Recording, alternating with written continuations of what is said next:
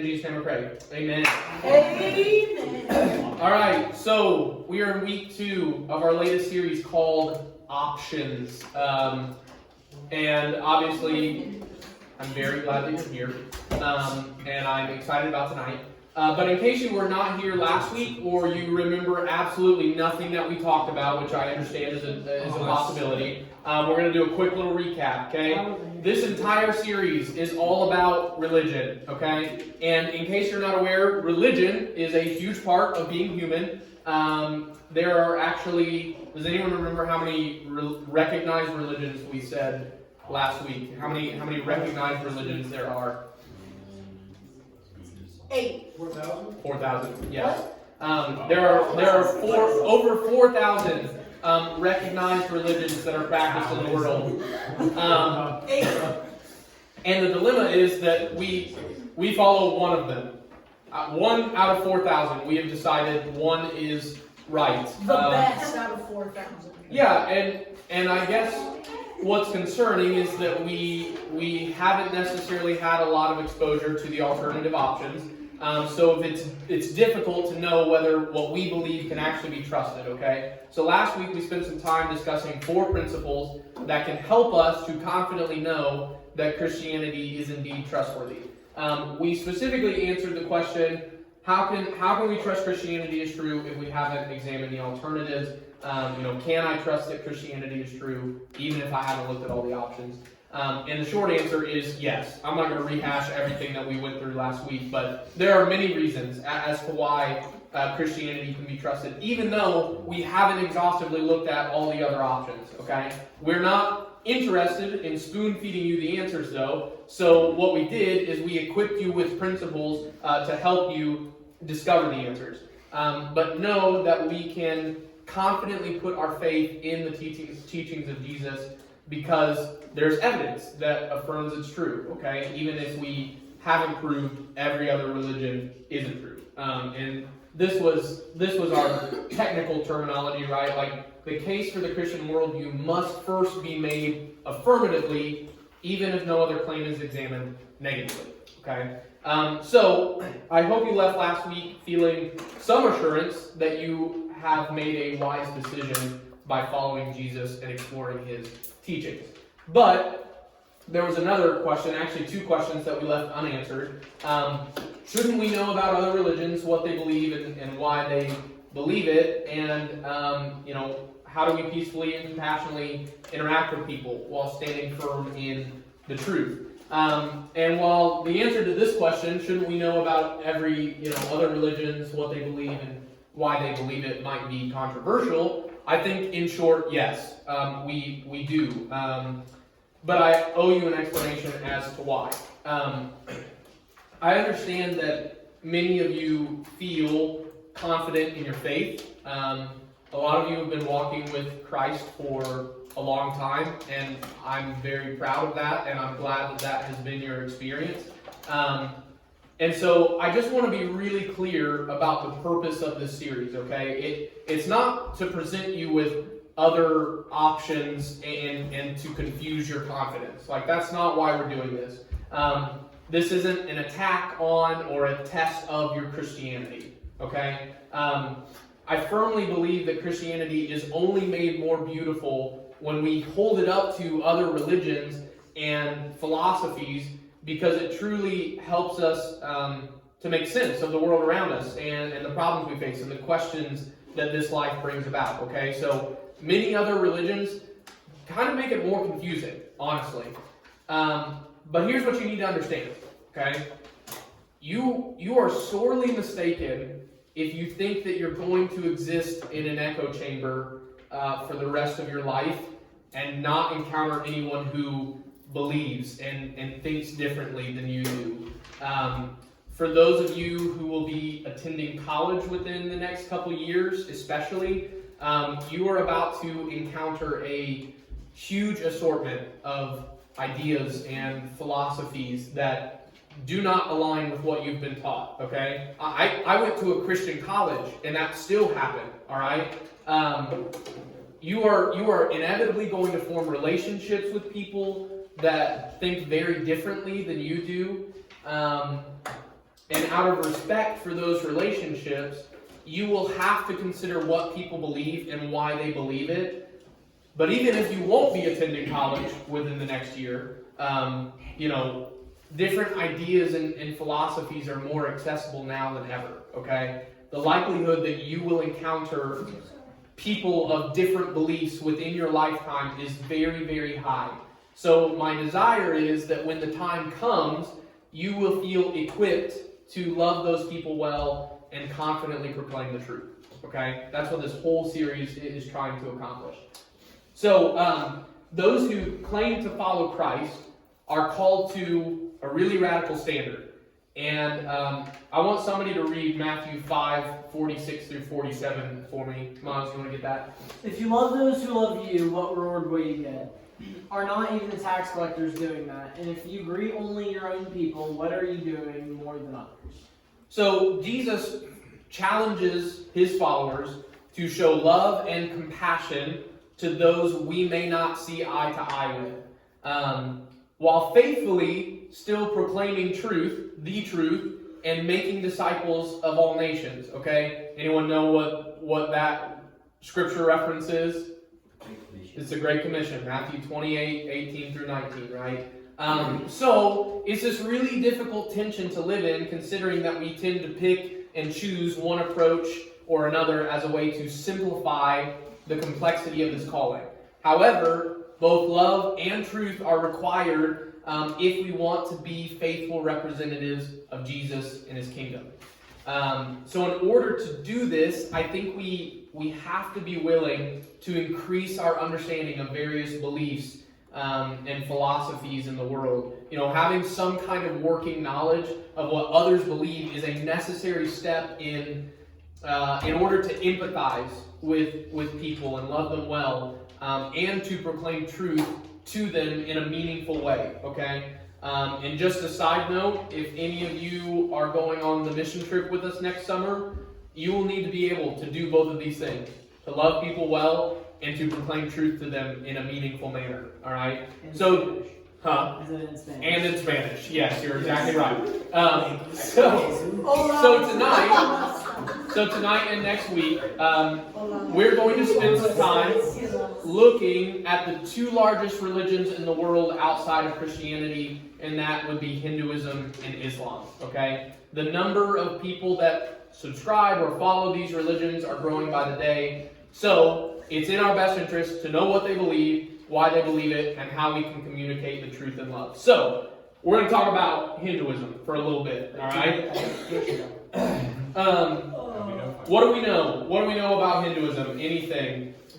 What do we, or maybe it's more accurately said, what do we think we know about Hinduism? No. Danny Alpha. It's polytheistic. Polytheistic. For those of us that don't have a PhD in theology, what does that mean? I know what that is. Go for it. Explain. That's what Do you know? Me? Yeah. Okay, I thought you were looking behind me. No, yeah. It means that they believe in more than one God. More than one God. Okay. Polytheism, yeah. Miles? Big cow. What? Big cow. Big cow. That's all I have to say. Okay. We talked about this, I just don't remember. Can you raise your hand without shaking it? No. Danathan. Okay, so Hinduism is a religion where they believe in multiple gods, like Brahmin. That's the only one off the top of my head. Okay. But they believe in multiple gods, and they believe that somebody came down from heaven and created the gods, and there's Nirvana Okay. and That's a man. Yeah. It's okay. All right, I'm gonna stop you there. Then. That's good. That's good. Baylor. I listen. No. They also believe in reincarnation. If you're Okay. good, they can become some higher level thing. But if you die a bad person, then you'll be turned into a blade of grass or something. Okay. Going off of that Born karma, again. they believe in good and bad karma. Okay. And Yes. that's it takes your life. Okay. Anything else? Any alpha? They believe that their gods are not like how we believe that ours is all around us. They believe theirs is actually more in a location. For instance, the river that runs through India. Mm-hmm. that's considered a god. That's kind of true. We'll talk a little bit more about that though. Yes, There's Mark? giant statues somewhere too. Of a cow? Is that why you said big cow? No. It's just this giant statue. Okay, alright. Yes, Lee. So is this the religion where they believe like when someone dies they turn into a cow and like no right like No, they cow? don't turn into To an extent, we'll talk about it. Cows We'll are talk holy. about it, okay? I Alright, love this. so, while I am not an expert on Hinduism by any means, I do want to try and take us through the basics. So, some facts about Hinduism, okay? Hinduism is generally considered the world's oldest religion, okay? There are roots and customs dating back to more than 4,000 years ago, alright? Today, there are probably a little over 900 million formal followers, okay? But because Hinduism isn't really a single religion and more of a compilation of like traditions and philosophies, its influence is really widespread. JC brought up karma. Some of you brought up reincarnation. Like these elements are actually really prominent in the Western world, but there aren't necessarily a whole lot of people that would say, well, yes, I am a Hindu. But there are a lot of people that believe in aspects of Hinduism. No, thank you. So, I would say close to 1 billion people profess some aspect of Hinduism. So it is the third largest religion in the world behind Christianity and Islam. However, it is very hard to trace the origins in the history of Hinduism because there's not actually a specific founder that we know of. All we really know is that the religion, that it was the religion of an ancient people known as the Aryans. What? Aryans. Like the like pure white Aryan? No, they took Not Hitler's Just Aryan. as just Right, like different people. But basically, it was their religion, and they compiled all of their philosophy, their customs, into this text called the Vedas. Okay, the Vedas. Like if you were saying Darth Vader, anyway. So these texts were initially handed down by word of mouth from teacher to student, and it wasn't until much, much later that they were actually written down, okay? So concerning what Hindus actually believe and practice, honestly, it's pretty confusing. I'm not going to lie to you guys. Hinduism originated in India and has remained largely untouched by any kind of Christian doctrine or influence. So there really aren't a whole lot of similarities to what we believe and know to be true, okay?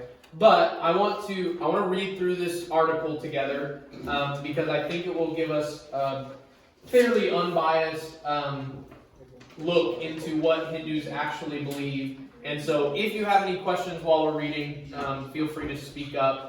But that's what we're going to do with our time right now.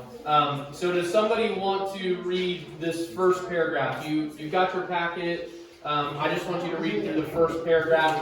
Please ask the questions too. That'd be great. Ask the question. She doesn't have a packet. I did not print off that many because I didn't think there would be so many people here tonight. So here, Russ got one. I didn't get one. That's okay. You can share. Share, yeah, seriously, share with somebody if you don't have one, but Here, mine. don't take Bailey's. I'm making her keepers. I'm gonna share this. Okay, Miles, you want to read the first paragraph for us? Why not? Take it slow and be clear, okay? The fundamental teaching of Hinduism, or Vedanta, is that a human being's basic nature is not confined to body or the mind. Beyond both these things is the spirit, or the spark of God within the soul. The spirit is within us and also within everything we see. All beings and all things are really in the deepest essence this pure or divine spirit, full of peace, full of wisdom, full of joy and wisdom. Ever united within God, Hindus believe this is not just a theory, but that it can actually be experienced. Anyone who takes the trouble to undergo the necessary training to purify and refine the mind and senses can begin to feel this truth of the truth of this. This training can take various forms and is known as yoga. Yoga is the union of the individual self within the inner spirit. Okay, so yoga is probably familiar to all of us, correct? We probably are only familiar with it as like a form of stretching though. So would somebody read about the 4 main types of yoga? Baylor, go for it. Okay. There are 4 main types of yoga, or the 4 main types of human temperaments. Karma yoga, or the discipline of right actions, is for those of active temperament, striving to eliminate selfishness and to cultivate universal sympathy by seeing the divine reality in all. Bhakti yoga is a path of devotion to God, whose presence can be felt in all things. God can be worshipped as present in an image in a temple. God can be worshipped also as a present in suffering humanity by service. Okay, pause right there. So karma yoga is really active. It's oriented in self-discipline. If you think that, essentially it's for people who think, well, I know I can do better. I know I can discipline myself. So this is the type of yoga I want to practice. And just to be clear, these have nothing really to do with stretching. It's much more philosophical than that. Okay, yoga is not just a small part of Hinduism. It's not just stretching or anything like that. It's much more than that. So Bhakti yoga is much more philosophical. It's in your mind. It's what you experience and what you feel. Anyway, keep going, Baylor. Jnana yoga, preferred by those of analytical bent of mind, is a discipline of trying to see the divine reality within all things directly by mentally pushing aside all the obstructing physical and mental coverings that hide it. Raja yoga is the process of mental control, purity, and meditation to make the mind very calm and quiet.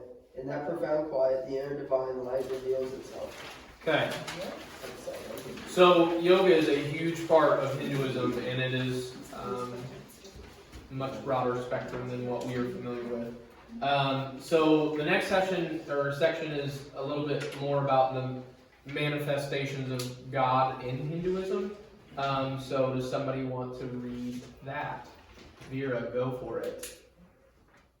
What are the manifestations God in Hindu? What are the different sets of Hinduism? The general name for God in Hinduism is Brahman. Brahman. The name of the divine essence within us is Atman. Yep. Atman. They are one and the same, infinite and eternal. However, God is also present in all creation. God's manifestation in creation goes by many names. It is one infinite, eternal, divine being that is manifested in countless ways. It is like a person at the same time being called Father by his Son, friend by his friend, son by his own father, husband by his wife, etc.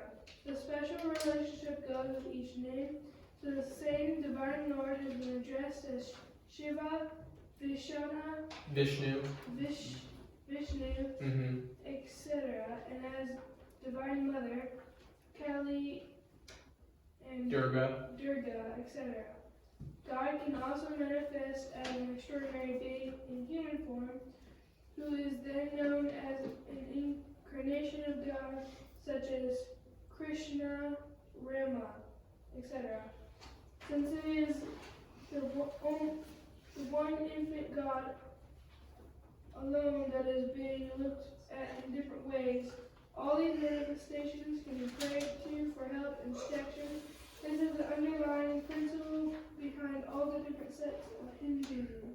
Those who prefer particular manifestations of the divine will form a sect devoted to the contemplation and worship of that manifestation.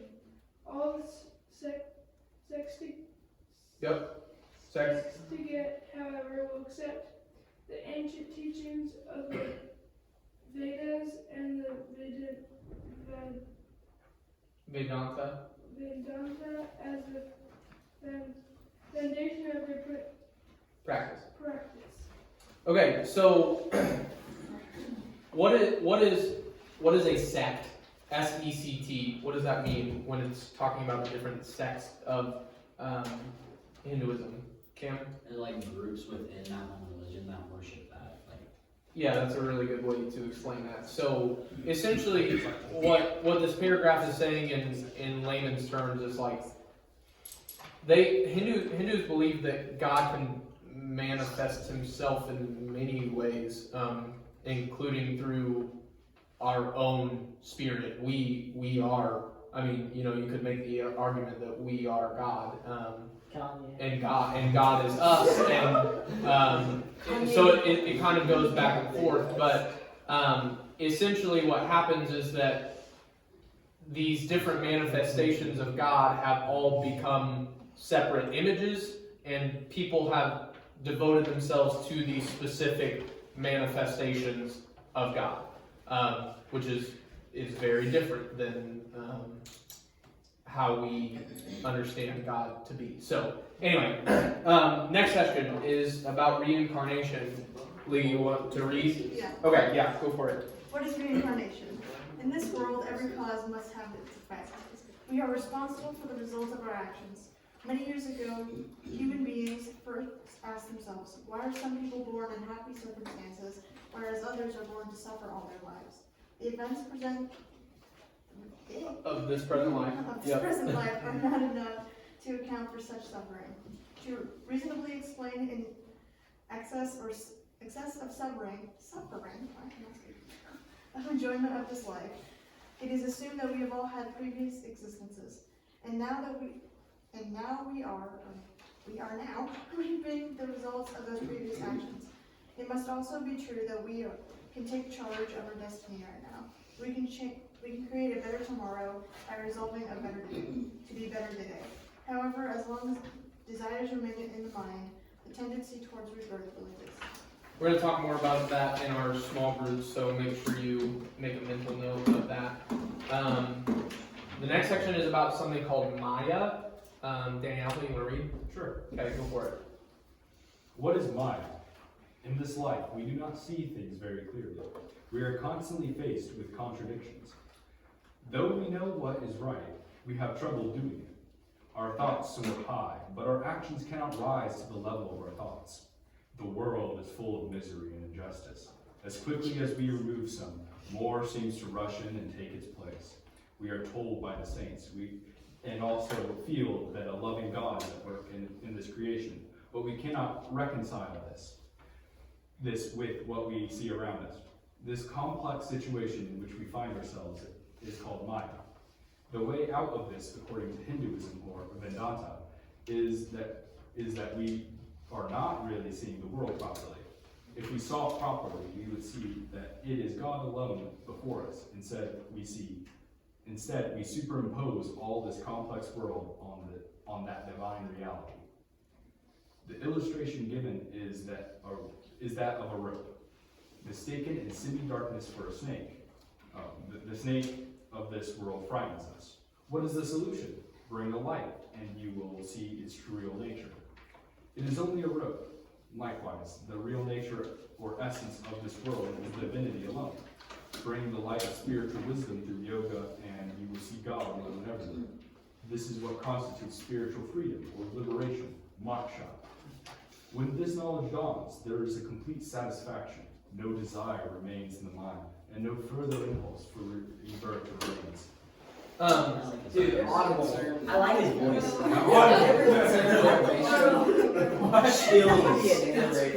Yeah, I would listen to every Thank you. He's not Morgan Freeman. I didn't know he was Oh yeah, he does. Alright, so focus in, we're almost through this.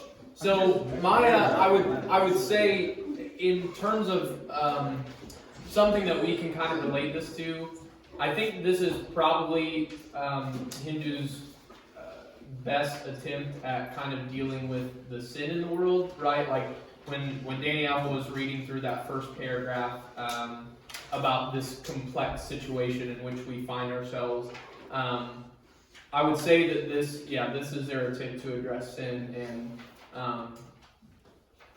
how we cope with that. So anyway, just a frame of reference to think about this from. What code of behavior do Hindus follow? Anybody want to read this? Danny, go for it. The code of behavior is one's dharma. This is determined by their place in society and duties associated with it. There are 4 main social positions, or varna. Brahmins, priests or teachers, Krishnas, Applaud you. Yeah, good job for trying to pronounce that. wait, what was it? I have no idea. Wait, rulers and soldiers, Vaishyas, merchants, and Shudras. There's not even in that word. Keep going. There are 4 ideal stages of life described in Hindu scriptures: the student, the family man, the recluse, and the wandering holy man. For most Hindu people, these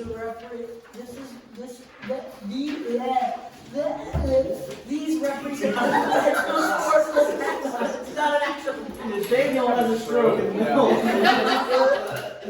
Okay, so in case you do not know about this, how many of you are familiar with the caste system? Caste system. Raise your hand politely. So that's what this is describing.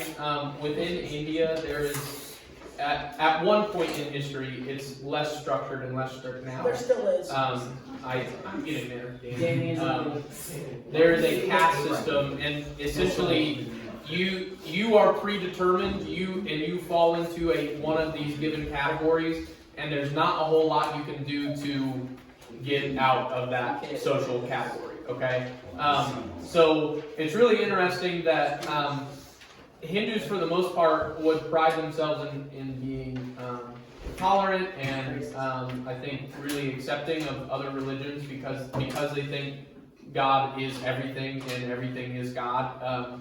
There's a sense about them in which, well, there's not really a wrong way to do things, and yet when it comes to this social structure, it's very rigid. And there are a lot of really strict rules that you are supposed to abide by. So it's an interesting dilemma. Anyway, I'm going to read this last paragraph. It says, "What are the Hindu sacred texts?" So this would be like, what is Hinduism's Bible? Hindu ancient sacred texts were written in Sanskrit, the language of ancient India. The Vedas are the oldest, about 3,000 years old. They are a collection of hymns, prayers, and magical spells. The Upanishads are stories and parables told by gurus or teachers to their students. The Mahabharata is a story of a war between 2 royal families, and the Bhagavad Gita is a very popular part of this text. And then there's the Ramayana, and it's a story of the god Rama and the rescue of his wife Sita from Ravana, the evil demon I thought you were going king. to say ramen for a second. So, all that being said, okay, again, that was probably more than you ever were interested to know about Hinduism, but I learned this. I want to break up into our small groups and discuss how it compares to Christianity, and specifically how we can bring love and truth to the table when we interact with anyone who might subscribe to some of the ideas that we just read through. Okay, I'm not saying that you guys are going to run into like this, enormous Hindu population one day, but I can guarantee you that you know somebody who subscribes to some of these ideas currently. So anyway, just something to think about. So let's go ahead and break up into our small groups. All the girls are going to be together tonight. All the guys are going to be together. So yeah. So let's hit it. Head out.